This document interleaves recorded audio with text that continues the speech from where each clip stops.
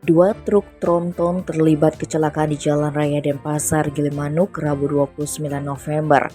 Truk tronton DK8620WB yang tengah melaju dari arah barat ke timur tiba-tiba menabrak bagian belakang truk tronton DK8136WP yang tengah terparkir di kilometer 110 hingga 111 Desa Candikusuma, Kecamatan Melayu, Negara.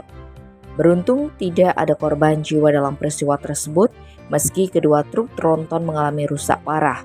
Kapolsek Melayu AKP Komang Mulyadi saat dikonfirmasi membenarkan kecelakaan tersebut. Anak Agung Komang Sukrawan 45 tahun pengemudi truk tronton DK8620WB mengaku tidak dapat mengendalikan kendaraannya hingga menabrak bagian belakang truk yang sedang terparkir.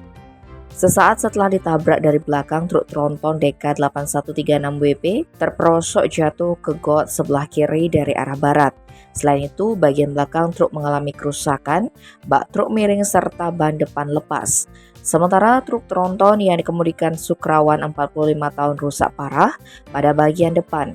Atas kejadian itu, pihaknya mengimbau kepada para pengendara agar berhati-hati dan waspada saat berkendara, serta tetap memperhatikan rambu lalu lintas demi keselamatan bersama.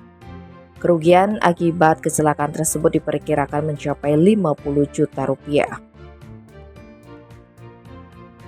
Tim Bali Express melaporkan.